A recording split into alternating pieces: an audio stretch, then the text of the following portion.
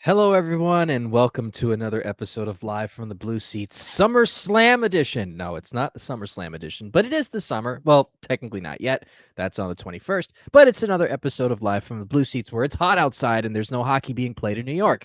I am producer JL coming at you today with, he likes to call himself the blog father for some No, reason. I don't, you absolute liar. You know him. You're the love him. one that gave me the name when we did the live recording with the That 30 is on true. Broadway guys, and I just haven't changed it because I'm lazy.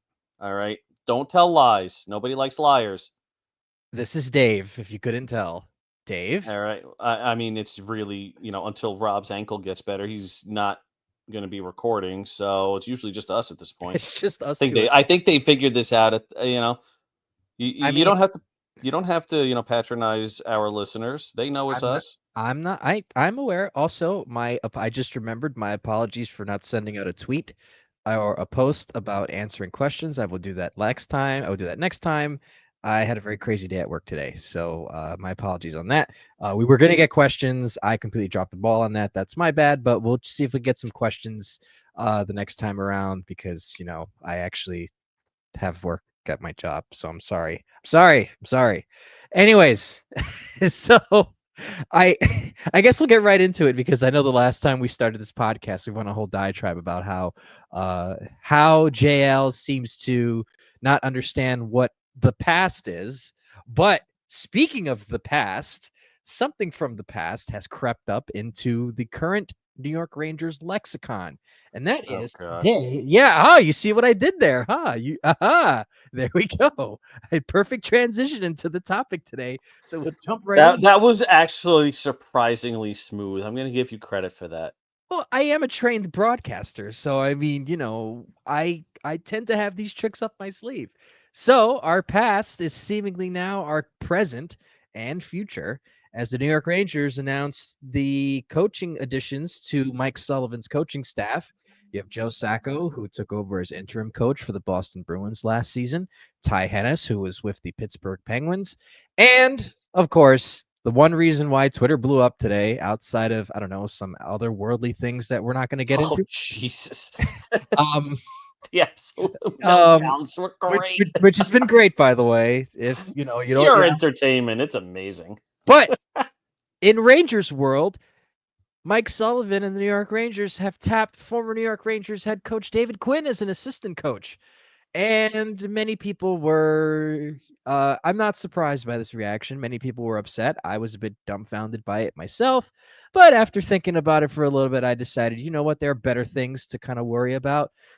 But at the same time, the concerns are still there. But I guess we'll just start with you, Dave. Your thoughts on, the whole Rangers assistant coaching carousel that seems to have brought in someone who we've openly reviled over the last year and change. So I just want to point out that on Sunday, we wrote a post. We ran a post written by one Mr. John-Luc Chaparro about the Rangers coaching carousel coming full circle. Oh. And yet that was not true at the writing of the post. Because now it's full circle with David Quinn coming back. It's a questionable move. I'm not going to lose sleep over it because, the power play turned into the power play that we know today under David Quinn. And the Penguins power play went from horrible to clicking at 25% this year under David Quinn. He ran the power play there. I had a Penguins fan reach out to me on Blue Sky and mention that. So I am cautiously optimistic that if he's not a head coach and he has the right gig, which appears to be running the power play, that he'll be fine enough in the role. He doesn't need to be perfect. He just needs to run the power play with some of the most skilled guys on the power play in the NHL. I don't know. I honestly, that was my same reaction. I think what the issue was is that, for all, it's kind of similar to when you look at offensive and defensive coordinators in football. Sometimes some guys who are in those positions tend to just either be really good head coaches because they kind of have that extra umph to them, or they could just turn out to be, you know, just be coordinators. And I think at this point in his coaching career, David Quinn seems to be more suitable for like a coordinator, like an assistant coach. You're right. That was the first thing I looked up was, also obviously also have to mention that because these openings were available and these guys took it, Dan Muse, who I thought was probably one of the, better assistant coaches this team has had in a long time, has become the head coach of the Pittsburgh Penguins. And I guess we'll touch on that in a second because I'm sure you have some thoughts on that as well. I do too, very briefly though. But just to touch on Quinn again, I think, in our very reactionary world of social media and looking for clicks and reactions, and obviously I'm not going to tell anybody how to think. You have every right to think the way that you do and respond the way that you want to respond. But when I look at these things, I have to kind of look at you know things and sort of like, all right, well, what does this mean? Kind of like rationalize it a little bit. Like you said, he doesn't, it's a totally different role than being a head coach. There's a lot less responsibility in the sense of, trying to you know keep a whole group of guys together. If you can just focus on one thing, then there shouldn't be too much of an issue. I'm willing to defer to Sullivan for a lot of the bigger things that David Quinn won't be involved in. He's not going to be a part of player development or personnel in the sense of like what to do with them, where to play them, and whatever in terms of lines and whatnot. I don't think that's the case. He might have suggestions, but from what I can recall of Sullivan in Pittsburgh, he knows when to press the right buttons in terms of playing the young players, playing the youth, because honestly, that's how Pittsburgh was so successful, was because not only did they have a plethora of veterans, obviously Crosby, Letang, Malkin, you know, just to name a few, but he was able to essentially trust the youth that that team had, Jake Gensel being one of them, Brian Rust being another, so I'm willing to defer to Sullivan and not lose my mind over it. Now, if it gets to the point Yeah. we're hearing that David Quinn is becoming influential in team decisions, then that's going to be a different story because then that could potentially stymie the growth of, you know, some of the youth that's there. But also too, and I guess we can touch on a couple things here with that. Uh, you look at the hiring of David Quinn, you look at the hiring of Joe Sacco. Now let's get into Joe Sacco for a second. Just your thoughts on him, just as a coach in general. I know he used to, he was a head coach for some time, and he's been in the league for a bit. What are your thoughts on Joe Sacco? I have no thoughts on him because I don't know him well enough. I am not going to pretend like I know things and pull things out of my ass about him. He was in Boston as the assistant coach for as long as I can remember. I think it was like 11 years. He was an Mm-hmm. assistant with Boston. He got the interim head coaching job when what's his face got fired. Oh God, drawing a blank. Help me out. Old Bruins. Jim Montgomery? Montgomery, thank you. Jim Montgomery Yeah, got fired. Uh Obviously the Bruins did not make the playoffs, right? the Bruins? No, No, they didn't. No, they did not. Okay. So no.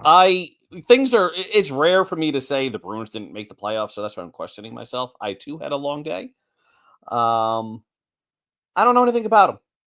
If we assume Quinn's running the power play, Sacco was a forward, a defensive forward in the NHL. Let's assume he's running the penalty kill. Mm-hmm. I don't know. I have no idea. I have nothing about this coaching staff aside from they're all from Boston, so they're doing this for a reason. Gee, I wonder what that reason could be. But I Eh, mean, it's kind of obvious, don't you think? yeah, and we'll get to that in a second because I Yeah. want to touch on the other one that people are losing their minds over, and that's Dan Muse going to Pittsburgh. Yeah. I understand the PTSD with Knobloch going to Edmonton, getting to two cup finals in a row, and Peter Laviolette, the guy they chose, over Knobloch, now gone after whatever the hell last year was. The odds of that happening again are so minuscule. It's not going to happen. Like I don't know how else to put this. Edmonton has Connor McDavid, Leon Draisaitl, um, Evan Evan Bouchard, and a lot of solid middle of the lineup talent. And they're getting good goaltending from Stuart Skinner. I think he's got like a 946 save percentage in the playoffs this year. Somehow. Yeah. I mean, he walked into a great situation, and he would have walked into a great situation with the Rangers. But, Mhm.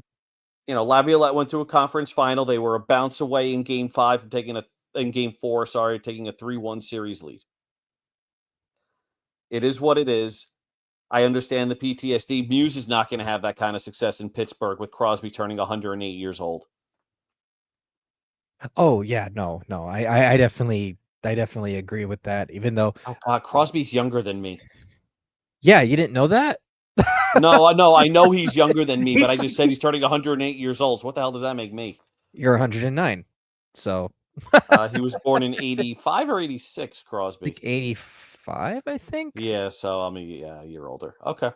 So, hey, Anyway, that's fine, just, um, but I guess touching on Muse, the one of the things that I liked about him, obviously the penalty kill was phenomenal under him, he was the architect of that.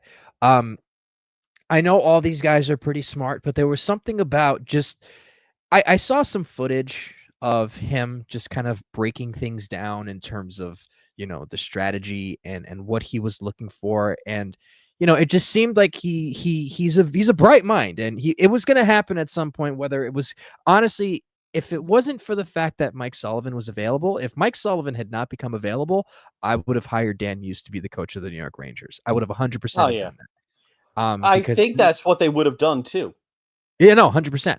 Because I'm sure that because I think what Sullivan had 1 year left on his deal, or 1 or 2 years left, I think, or he had some time remaining on his contract with the Pittsburgh Penguins, but they decided to part ways. So obviously, once that happened, we all knew what was the inevitable was going to happen at some point.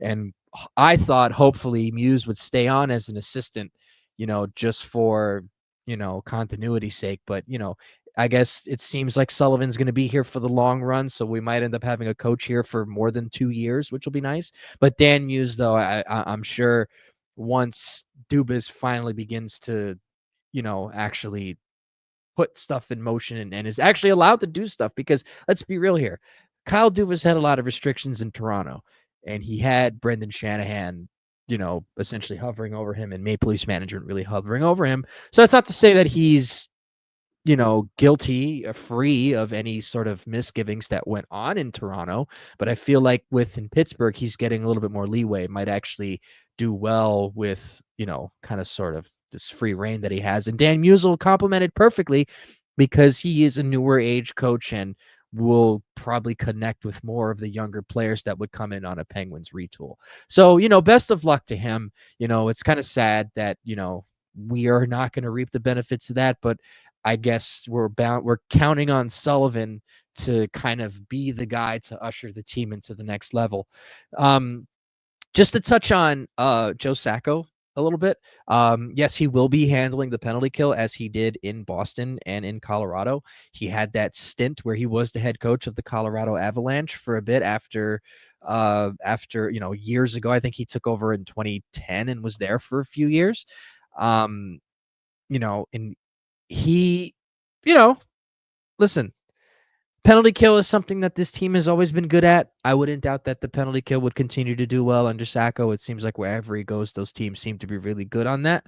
And then just quickly on Ty Hennes, he was he was a skills coach in Pittsburgh, and got promoted to an assistant. So he's been following Sullivan around, essentially the same that Sullivan did with Tortorella for a while. So he started as a skills and skating coach, and then he moved up to assistant in 2022. And then obviously we already know that Jeff Malcolm and Christian Himura were retained. Um, and obviously Michael Pekka also went to Chicago. Chicago. So we've got an interesting shuffle. Again, I understand, the whole David Quinn thing, but if it's just going to be that Quinn is going to do the power play, which again, great point. When the power play became the power play that we know and love because of his system. Who was do you remember who was running it at the time? I mean, it's Quinn's system, of course, but I'm trying to remember who were the assistant coaches at the time. Trying to Oh, remember. jeez. Okay, hold on. I'm trying to remember because there was a time where I used to know it was very consistent because it used to be John Tortorella, David Mike Sullivan, Oliver, Greg Brown David and Lindy Ruff. Oliver. There we go. David David Oliver, Oliver. Greg Brown, and Lindy Ruff. Okay, so I think it was it David Oliver running the power play? It was one of those Uh, guys. I think it was Oliver running the power play. Ruff ran the Yeah. defense, which was brutal. Yeah. Oh, yeah, that was And kind then of David Oliver was still there the final year when Ruff went to Jersey, and that was Mhm. when they had Jacques Martin coming and replacing the defense. That was 2020, 2021. That was the COVID shortened season, which The I COVID always shortened wondered. season. Yep. I just always wondered why uh they never really kept Martin around, which I thought he was good as the defensive coach, but that's just me. Um, so yeah, if Quinn just does that and Sullivan does what Sullivan did in Pittsburgh and brings it over here to the Rangers, obviously moves will be made to help supplement the roster, I assume. Then this should be fine. Look, I understand why you'd feel that way. Quinn really did hurt this team and its prospects for the time that he was here, but he's not the main guy, so he's not going to be the one to make that decision. So I think all of us can breathe easy a little bit if you want. Now, speaking of moves, so something came across the timeline today, and it was sort of this trade proposal. Um, in terms of one of Ranger Nation's favorite players, for a guy who could potentially be a difference maker. So, according to this tweet the person that posted this retweeted somebody else who had a mock trade. So the person who this reporter or this content creator quoted is saying, "In no way I'm saying no to any trade that involves Will Cooley." So this person was quoting a tweet that says another "Who Says No" mock trade, and the trade is the Rangers would acquire Jason Robertson, who it's I think 1 year at This seven. is not a rumor. This is just somebody It's spitballing just a mock something. trade. So Very clear. This is a yeah, mock trade. This is it's not a just real thing. it's a mock trade. This hasn't happened, but figure it's something that people have been talking about, so we figure we bring it up. So the mock trade is the Rangers would get Jason Robertson. I'm assuming this means that he's got 1 year left. That's 7.75. And Dallas would receive Braden Schneider 1 year at 1 year, 2.2 mil. Uh, the 2025 12th overall pick, and Will Cooley, who is a restricted free agent. Now, here's the interesting thing. So the person who quoted this tweet said he is saying no to any trade that involves Will Cooley. Now, initially, Asinine. which okay, Asinine. so okay, we'll get to you in a second. Easy there, Abe. Um, sorry, I had to say it. I'm letting that go because you've had a rough day. All um, right. so upon first look, I said, "Yeah, I'm not trading Will Cooley." But then I'm thinking about it, and I said, if they did it, I wouldn't be too upset. Look, I like Braden Schneider, but I think and look, if anyone knows me knows that I am probably one of the more fervent Braden Schneider defenders, and clearly he's been playing hurt, so we haven't really been getting his best. But uh, I think Jason Robertson is a guy who could be a difference maker and ultimately, replicate the production that Artemi Panarin will vacate once his contract runs out. And then obviously, and then I have a point that I want to make about something else right after we talk about this because it kind of relates. It involves what we were talking about before, but you know, we'll get to that. Yeah. Um, We'll get to Jack Eichel. well, I'm trying to keep the suspense up, Dave. Oh, please. There's no suspense. Everybody and their mother knows what's going Yeah, but on. you got to Give keep me a them break. listening. I got to keep them They listening. Well, we're going to keep them listening because we're not going to talk about it yet. We're going to talk about the asinitudity that Okay. is not trading Will Cooley for Jason Okay. Robertson. So you're leading into it. Go ahead. Listen, I don't want to trade Will Cooley. I like Will Cooley. He's going to very quickly become my favorite Ranger. And I think Connell just put it in the chat. I would go through every single Rangers forward aside from Gabe Perreault before I include Cooley in a trade for Robertson. But if that's the deal that has to happen to land Jason Robertson's worst full season, I'll take 74 games as a full season in 21-22. 41 goals, 31 assists. Oh my, hold on. 41 goals, 38 assists, 79 points.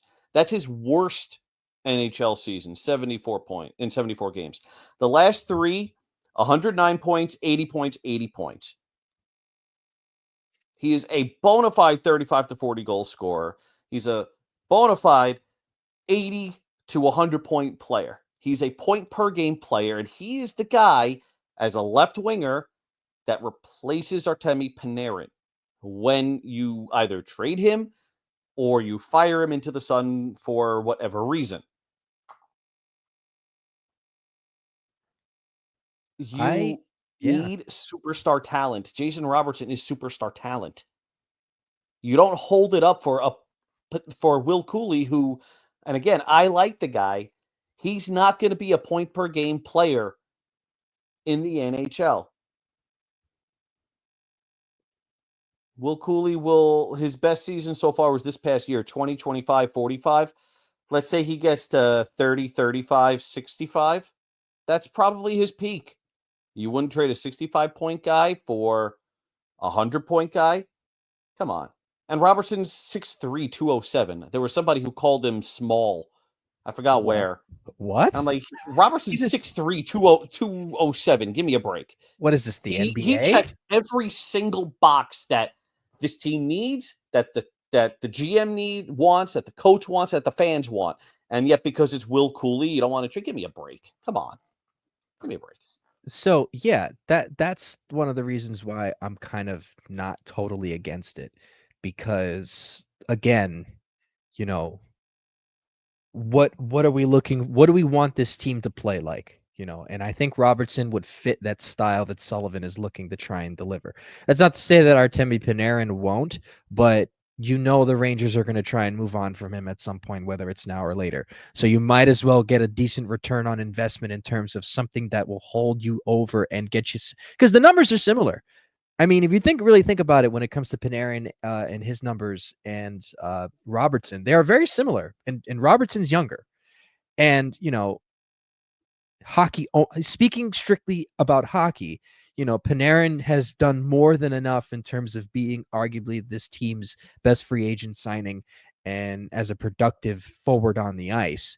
But everything comes to an end at some point, and not to say that Panarin's production is going to dip significantly, but you're going to have to expect a decline at some point because his body is beginning to break down. So whatever the Rangers decide, I think they're going to keep him, unfortunately, for the rest of the season. I don't see how anyone else would want to trade for him at this point. Maybe at the deadline or at the right before the free agency period, Rangers are I don't think the NHL teams care about sexual assault allegations. no, As no, depressing as that sounds. I'm not even speaking about that. I'm just speaking about the salary and player alone. I'm really Oh, fair I'm really enough. trying. I'm really no. I know that they don't care. That's why I'm not even bringing it up.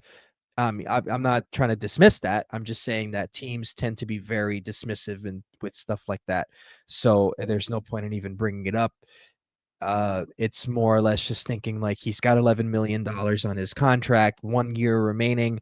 I don't think teams would really I mean, it depends, but he's definitely an asset to move. But at the same time, though, it's a depreciating asset, so you want to have something that can replicate that productivity. Um, and I mean, I wouldn't be against it. I like Will Cooley. I think Will Cooley is a heart and soul guy, something that this team has sorely needed over the last couple of years. And I think he complements himself well with JT Miller in terms of a leadership style. Same thing with Vincent Trocheck. And we haven't really had sort of that piss and vinegar sort of guy on the team in a very long time. He was one of the few players on this team last season that actually had some damn heart. Him, JT Miller, Hmm. Vincent Trocheck, you know, all those guys had, heart, and they showed up. Panarin showed up, you know. So if they trade him though for that, I mean, I'll be sad he's gone, but I'm not gonna cry because Jason Robertson's a very good player. And I think that the thing that we tend to do for our own players is we overvalue them a little bit.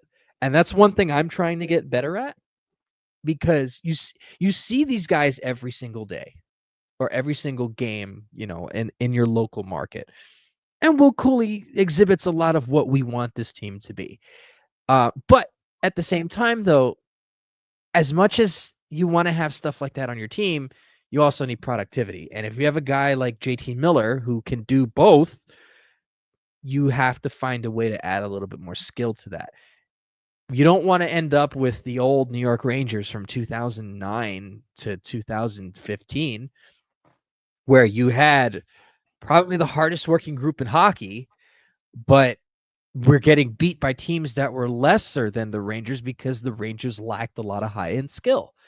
But they got a bunch of grid guys on the team that could do something, right? But we don't want to end up having that sort of thing again.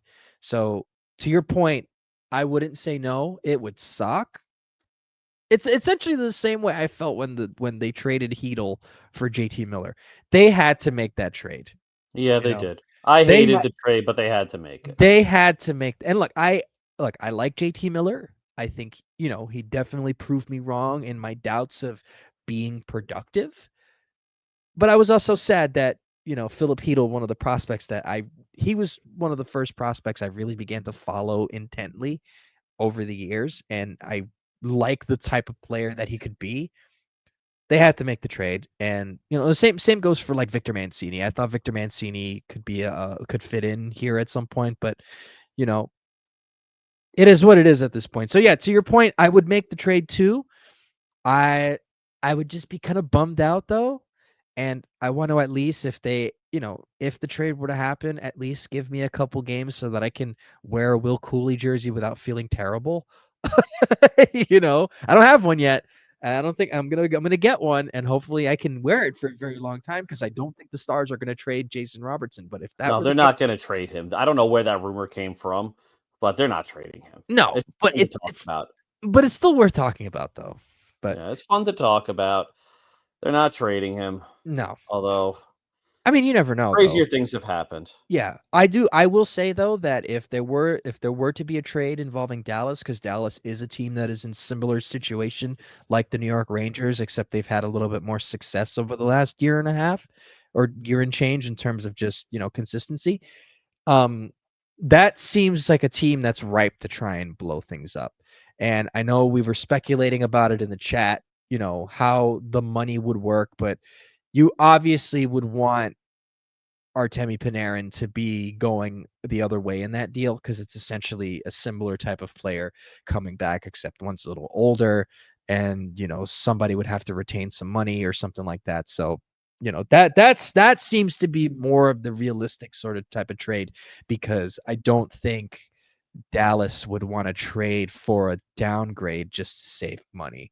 I think that if they were to trade Jason Robertson, they would have to try and find someone who can be as equally or just about as productive as Robertson would be. And I think Panarin fits that mold. And honestly, I think that would be more likely the case. But, anyways, so I guess the last thing we'll talk about, uh, because it is worth noting this, because, we've kind of, we kind of looked at this for a bit now, and all signs lead to the 26 off season. I know you don't believe that this player would be available, but it seems like the Rangers are lining themselves up for a potential signing of Jack Eichel.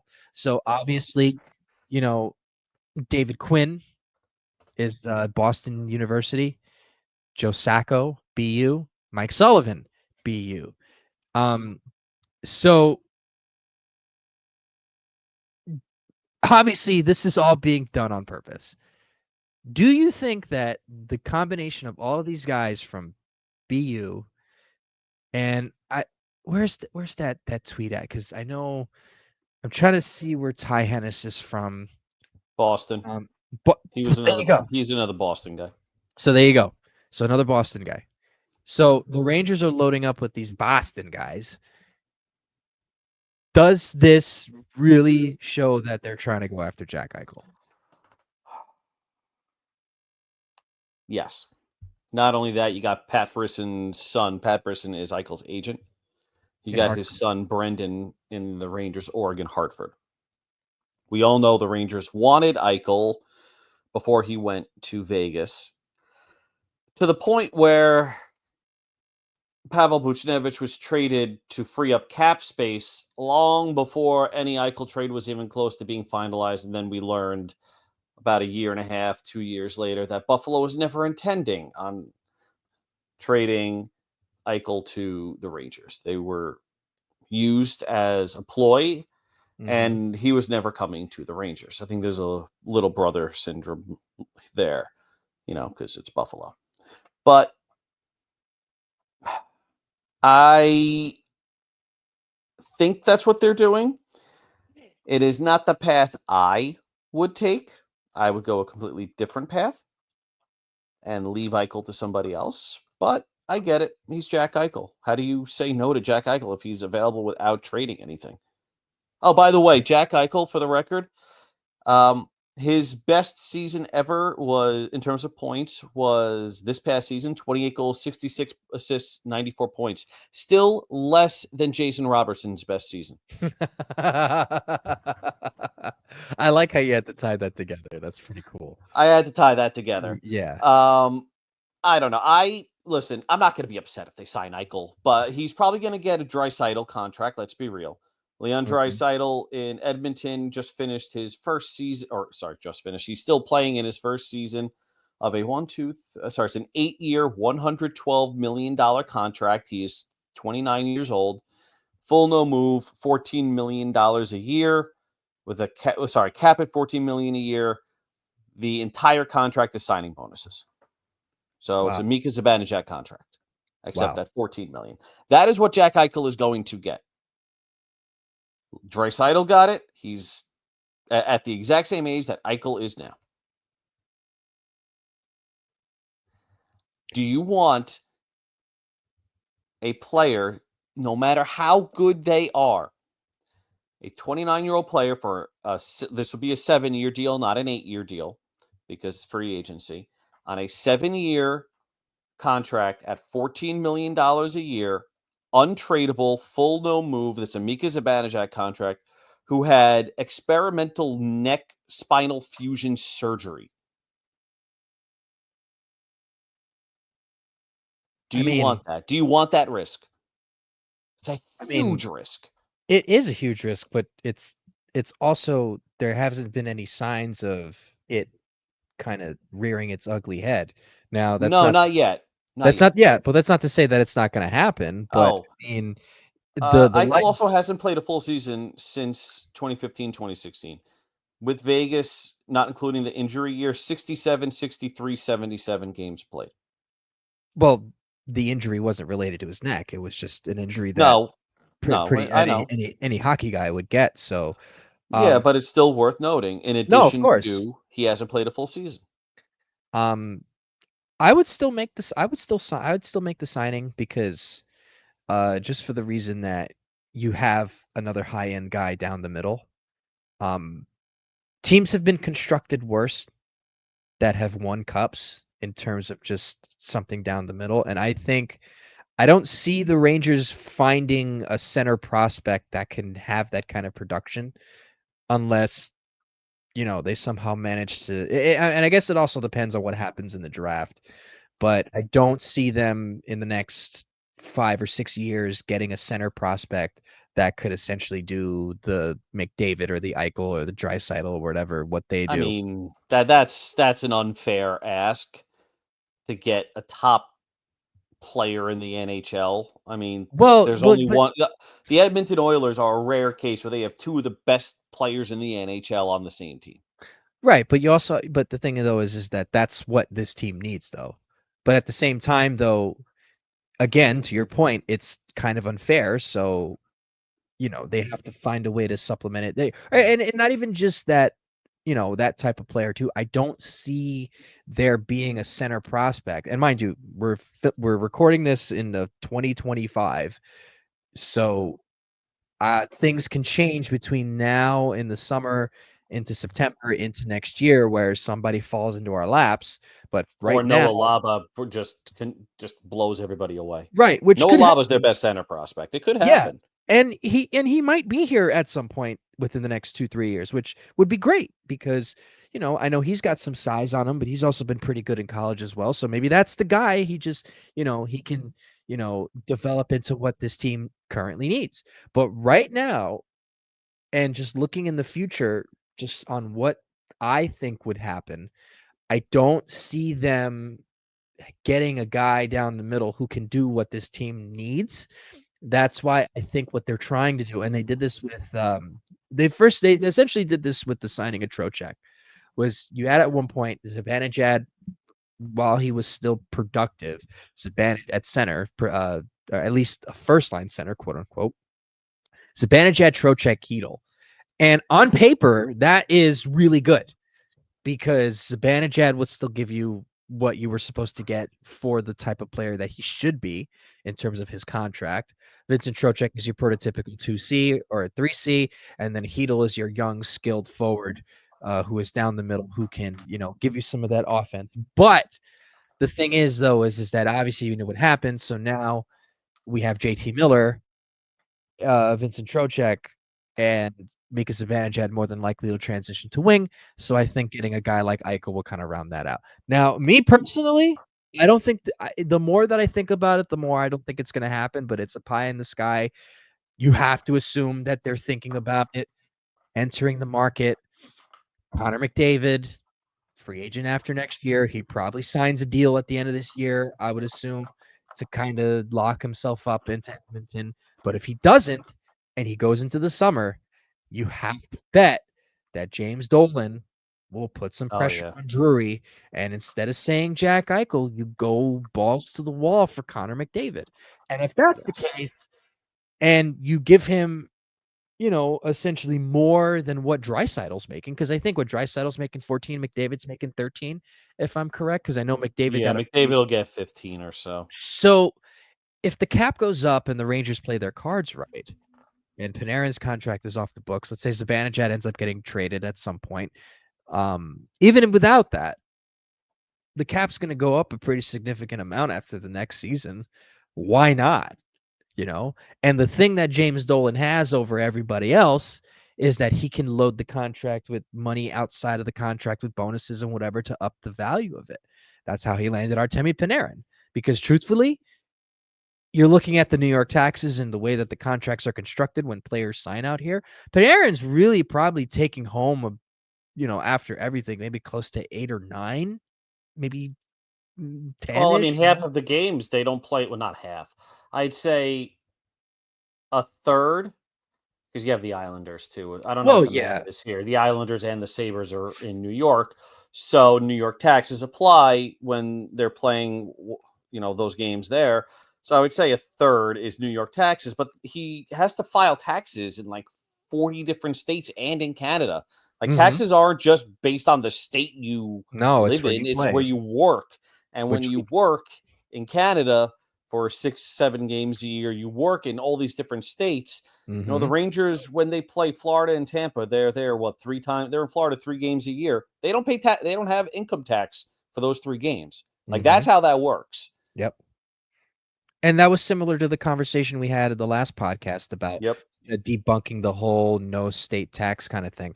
And that came about because, when you listen to a certain podcast, a hockey podcast, and when they're not interviewing a guest, they tend to kind of go off the rails a little bit because one of the guys, who I won't say his name, he's a bit of a mongo. And, while he is entertaining and on TNT and all that, if you catch my drift, not exactly the sharpest tool in the shed. So when he makes that claim, and obviously people were making that claim before, but since this podcast is supremely popular, he makes the claim, it kind of sticks because it seems like whatever they say tends to stick into the hockey lexicon.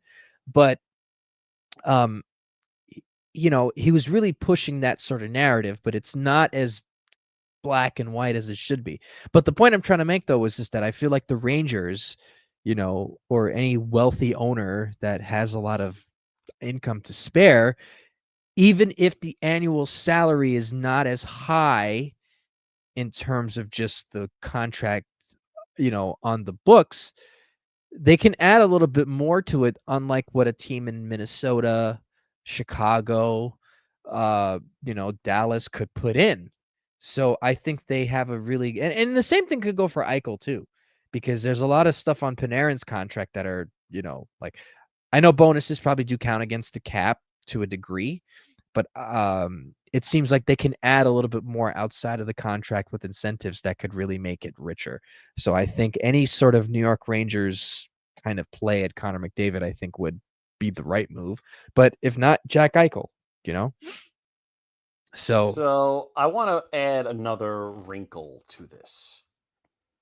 Currently at center, and Zibanejad notwithstanding, the Rangers have JT Miller, who is 32 years old. He will be 33 in March of this season, of this coming season. oh, how old he Vince, is. Vincent Trocheck is 30. He'll be 32 on July 11th. I can't believe I'm older than him. Yeah. Also, Vincent Trocheck looks like he's 80.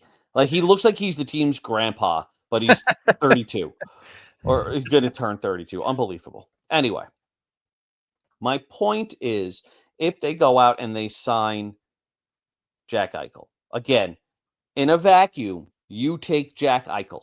Period. Like, he's Jack freaking Eichel. Like, in a vacuum. But we're not in a vacuum. We have to look at everything else.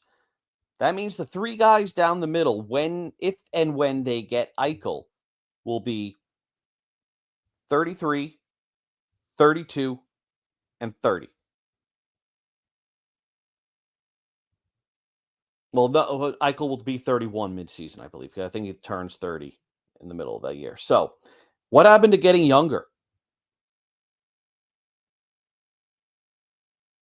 Fair point. I think Are, though, are, are they supposed to be getting center is the single most important position in the game. You build down the middle. You're going to go in with three guys on the wrong side of 30. One has a neck injury. One hasn't lasted with the team for more than 3-4 years at a time. And the other has the worst mustache ever conceived by man. I like Vincent Trocheck. I had nothing else to give there. I had nothing. I really I like was gonna Vincent say, Trocheck a lot. why go after the mustache? I mean, I had nothing there. I he's like Miller. Italian, Dave. Come I on. What does that have to do with anything? It's the mustache, I'm everybody. Jewish. We're cousins. I don't have a mustache. Oy vey, as Different your cuts of the cow. It's the same thing.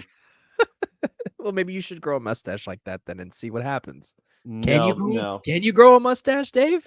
Yes, I do, and I get randomly selected for additional screening whenever I don't shave before I fly. So I'm Oh, part of. For those you who are unaware, I'm part Egyptian as well. So I got the randomly selected for additional screening skin tone that seems to flag everybody. So happens to there's me that. every so often too. You're Yeah, like me. You have fair skin, so I have, like, olive colored skin. So, and yeah. I I'm more of a I'm not right. mochaccino skin color. Yeah. So So my I get those point, as well. But yeah, my point is we're supposed to be getting younger, and you know who's young and available? Marco Rossi. Yes, I knew you were gonna say that. I knew it. I knew it. I I knew it. I am. knew it. I am on. Look, I get it. Marco Rossi's 5'9". he is, by NHL standards, short. If you've ever watched this kid play, he does not play as if he's 5'9". He plays as if he's 6'3". He plays like Zuccarello, for those who want that comparison. He plays like Marty St. Louis. Gets to the dirty areas, strong as a horse. I'm assuming his quads are built like Marty St. Louis, if you remember that picture from way back when. Yes, I do. The dude is strong on the puck. You can't move him. He goes to the corners. He goes to the front of the net. He plays a lot bigger than his height. And I'm focusing on height, not size. Big difference. Yeah, he's short. I don't care. JT Miller what? is what? 6'1", 200. Vincent Trocheck is 5'11", so he's 6 feet. Let's call it even. Sam Carrick, the last center, is 6 foot. I mean, you're not sleeping on height if you want to get younger and faster. You go, if whatever the cost is for Rossi, you go, you get him. Now, he's somebody I might hesitate to trade Cooley for if we're going to come full circle. Now, why would you hesitate for him, but not for Robertson? Is it because of the point totals? It's because Robertson puts up 109 points, whereas Rossi, granted he's a center, his highs right now are 24, 36, 60. And Which is Rossi's great as the second line scoring center behind JT Miller, who should be your 1C at this point. And Marco Rossi has been in the league for what, 3 seasons, 2 seasons? 2 and change. He played 19 games in 22-23. Okay. Oh wow, I didn't even realize. Oh, and he played 2 games in 21-22. 2 games in 21-22. He played 19 games in 22-23. Was in Iowa for 53 games that same year, his second year here. And then he played 2 more, 23-24. So probably 2 and change. Yeah. Marco Rossi is your Mika Zibanejad trade. You go and you get him. Remember when the Rangers gave up Derek Brassard for Marco Rossi? Sorry for Marco Rossi. For Boy, we're really jumping the gun here. Goodness gracious. Yeah, when they gave up Derek Brassard for Mika Mika Zibanejad. Zibanejad. It's funny thing you mentioned that, because I remember the initial reaction, because that was around the time, even though I've had Twitter since 2009. It was like sort of like 2015, 2016 was around the time I really began to be online a lot, when Twitter was actually a decent platform at the time. And that's when a lot of the news started coming in. And I just remember the reaction being so visceral. And if you go back to that tweet, where they have a picture of Mika walking in a suit, and it's a tweet from the New York Rangers, and everybody from like 2015, 2016 was just ripping on the trade at the time. Not everybody. I love that trade. Well, I'm on record. You can go back and look. no. Trade. I'm sure. But I was upset about that trade for 2 seconds, because I knew that after they lost against the Tampa Bay Lightning in 2015, and then when they had kind of flamed out the following year after that. This was right before they had that like magical one-off. I don't want to call it a one-off, but like, even though they made the playoffs the year prior, the team was a lot better the following season when they got swept by the Penguins in the first round. The team was a lot better the following season because, in part, of trading Derek Brassard for Mika Zibanejad. Now, obviously, Mika didn't really turn into the Mika that we remembered until like maybe a season or 2 after that. But it was sort of like the prospect of, this kid's really good and we're going to just let him play. And they were awesome. And people forget, Zibanejad was awesome in that playoffs, including scoring that overtime winner against Montreal in that first round that year. And he was killer. I mean, he probably didn't light up the world, but he was one of their best players just, overall in that playoffs. Kreider was really good. Michael Grabner was okay. Rick Nash was really good that postseason too, and also Matt Zuccarello. So I would hope, being that they're essentially turning the Rangers into USA Hockey, which I'm surprised Tortorella hasn't jumped on board yet. You could, make a trade with Bill Guerin, who's also USA Hockey, and say, "Hey, I got this guy. He likes Matt Zuccarello. They're friends. He can get on a flight to Sweden really quick over there. Why not? Come on, Bill. Chris Drury's shrewd enough to do something like that, and I think this is the season for him to do it. I agree with you on that. Yeah. And You I you would you and you and Hope prefer, you and Hope have convinced me on Marco Rossi for sure. yeah, and Hope's the reason why I'm all over Marco Rossi now, because there are a lot of parallels to the Mika Zibanejad trade when we traded Derek Brassard. And if the rumors are true and Bill Guerin really wants an established center, scoring center, does he think Mika Zibanejad can be had on the cheap after a quote unquote down year where he still put up 60 points? Considering he doesn't value Rossi, does he consider Mika Zibanejad to be the best player in the deal? But I guess it also depends on what else I think there might have to be something else that goes over. Oh, yeah, the If you Rangers have to, I think the Rangers have to add something, but what the hell do I know? I wouldn't have said that the Rangers would have also gotten a second round pick while getting Mika Zibanejad for Derek Brassard, but they got a second round pick. Yeah. Do we know what that second round pick ended up turning into? Oh, jeez, you're gonna make me go back and do No, that? you don't have to look it up. I didn't know if you had that information offhand. Let's see now. I'm Hold gonna on. look it up too. You see, that's the I thing. don't know what year the pick was for. Second round pick in the 2018 draft. Now I have to look it up. I'm going for 2018. By the way, prosportstransactions.com is a great resource for this. Yes, it is. I concur.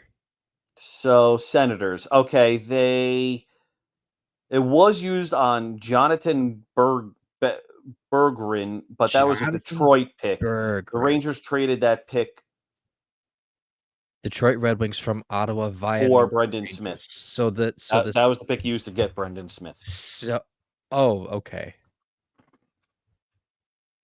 So, but they passed on. Let's just go through who was drafted after Saren Noel, who did turn into Turned nothing. into nothing. Alexander Romanov.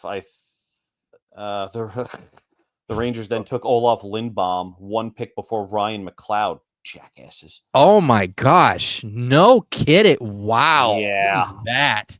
Yeah, Jack if you wanted to go and like stab yourself with an ice pick or something, in like your leg or something, don't do anything stupid. The Rangers picked Olaf Lindbaum, the only pick that the Rangers have made in the social media era that everybody groaned at, Oh wow. and they missed out on Ryan McLeod one pick later. They also missed out on Jack Drury. Jack Drury three Mm, picks later. who Kirill Marchenko, Sean Dursey. Now Uh we're getting a little. Actually, no, it's the second round, so you can basically go through Kirill uh Marchenko. Yeah, yeah, that's pretty much Sean it because Dursey. the rest of these guys don't really stand out too much to me. Oh, we got current Ranger B.O. And Bo What? Gruel. Growlix, whatever. Gruel, Dave. Philip Gruel. Hollander, actually. Philip Hollander. Oh, he's on the Penguins. Oh, Yeah. okay. Oh. Oh, Kevin Ball. Ooh, I'm so scared.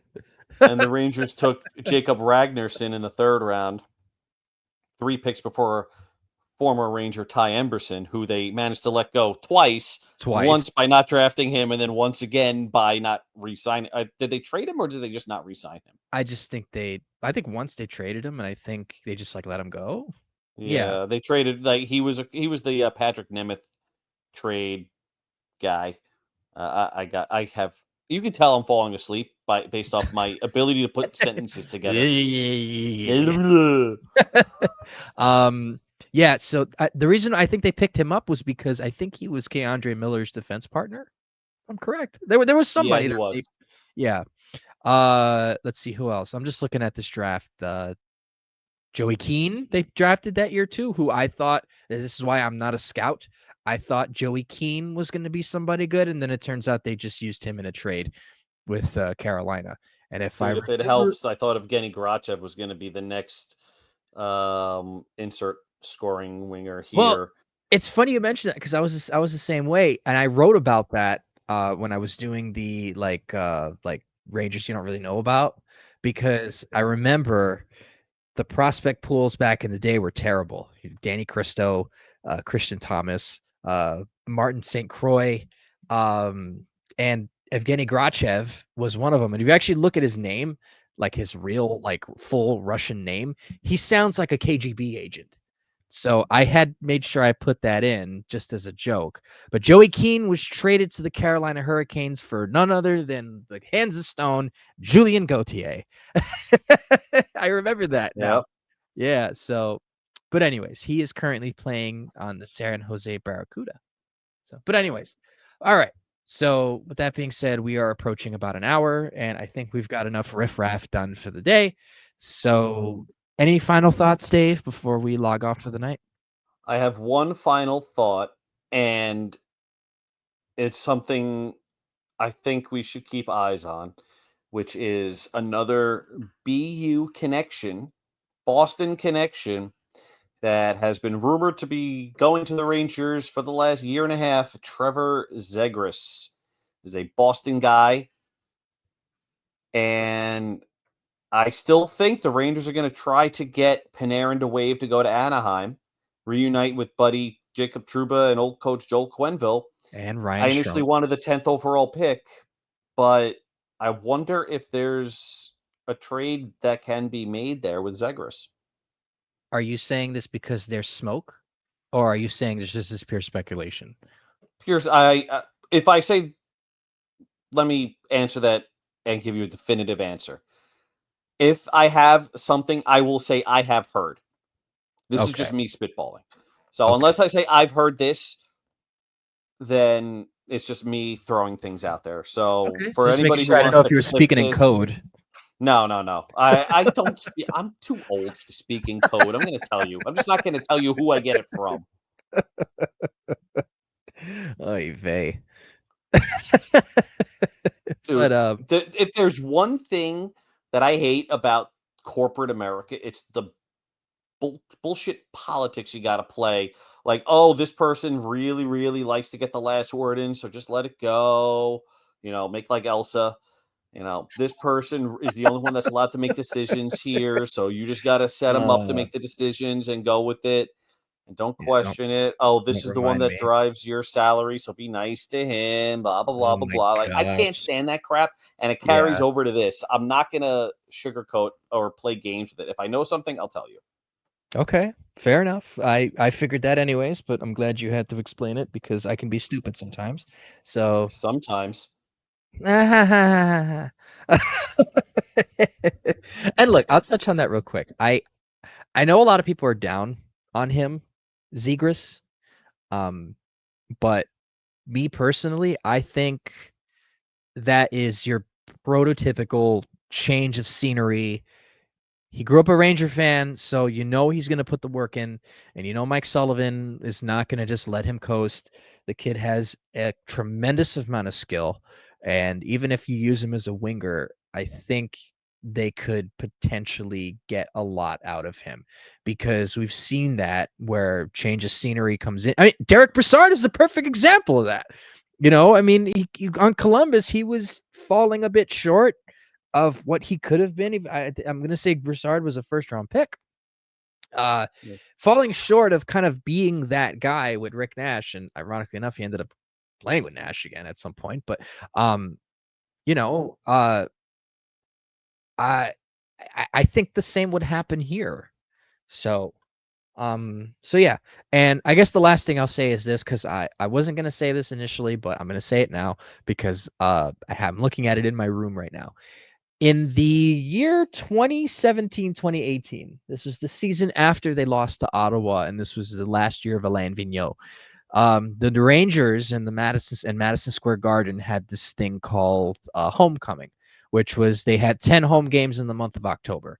I went to 8 of those because why not? I had the money for it. Why not? But what they did was they handed out these promotional posters. I have 4 of them, right? And they basically one of them is a team poster inside of the Rangers shield, which is right next to my bed. This is opening night. They lost to the Avalanche that night.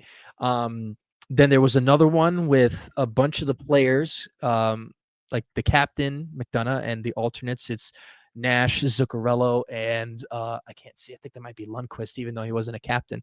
I can't see who's on the far side of that, but it's just them holding up signs that say thank you. But then the cool ones are the best and worst team votes and most likely team votes. And I'm looking at all the players, and it's just interesting to see some of those players relative to what's going on now, because you have Henrik Lundqvist, Rick Nash, Pavel Buchnevich, Matt Zuccarello, Mark Stahl, JT Miller, Kevin Hayes, Ryan McDonough, or is that Brady Shea? That's Brady Shea and Jimmy Vesey. And then it's Chris Kreider, Kevin Hayes again, McDonough, Michael Grabner, Matt Zuccarello, Brendan God. Smith, JT Miller, Mika Zibanejad, and Jimmy Vesey. So I used to post this a lot online where I would take a picture of those and then cross out who left. But then it got to the point where maybe at one point there's only really two people that were remaining on it. It was Mika and Kreider. But then Jimmy Vesey came back, and now JT Miller's back. So it just, I don't know. I just wanted to point that out. If anybody else has those, if you can, let me know, whether it's on the podcast account or on my personal account, or if you want to harass Dave on Blue Sky, I'm also on Blue Sky too. Let me know there if you have those posters, because I want to see the other ones that I didn't get because I couldn't go to all 10. So yeah, I'm just putting that out there, and I would like to see if anyone else has those. Then again, I'm old, so I don't know if anyone who's listening to this now would even, I don't know. But anyways, You should ask Rob if he has them. I should, but Because I don't want he to bother went, I him think though. he has season tickets, so he Yeah, might he have gone to a does. lot of those. I don't want to bother him though. Him, he's on the mend with his injury. Yeah, I he don't want to is. be that. I don't want to be that guy. It's like, hey man, can you hobble around to see if you can find that? Because they had some transition and moving around and all that. So I don't want to be like, hey Yeah, man. that's true. And So there's a solid chance one of their kids ate it. probably shoot. I mean, listen, my youngest eats chalk, so and crayons. It's like her favorite meal. Well, now I know what to get if I ever went to your house for a home-warming gift. But yeah, I'll get your Well, I mean, just get your I don't kids know. some You're going to popcorn. drive that creepy white van? Yeah, I don't know how well that's going to do out here. What in Long Island? Long Island? No, Yes, I live on Long Island. no, I'm not gonna make it all the way out there Yeah, with that. I would I come via public transit more than I anything. figured. But Anyway, anyways, all right. So I we've have one final thought, okay. if you don't All mind. right. No, Imagine by this all for a means. second. Imagine this for a second. You're sitting down. It's July 31st. It's beautiful outside. You're touching grass or sand or something, and you're looking at the major trades the Rangers have made. And the Rangers have traded Panarin to Anaheim for Trevor Zegras as both being the highlights of the deal. And then another highlight package would be a Marco Rossi to the Rangers for Mika Zibanejad. Obviously, different pieces need to be added to both trades to make it work. And now your starting lineup is both younger and faster, and you are rid of $20 million in cap space to go and sign Will Cooley long term. That would be the best. Imagine that. That would be the best way to end that. That's my dream. That's my dream. Well, Chris Drury, if you're listening, uh, we recommend that. Yeah. Chris Drury, if you're listening and you do this, I would very much like some kind of finder's fee. And yeah, also too, I would like to work in the production group of Madison Square Garden Productions. If you can talk to James Dolan about getting me a job on the TV crew, by all means, Chris. Well, you're on a first name basis with him. I got it.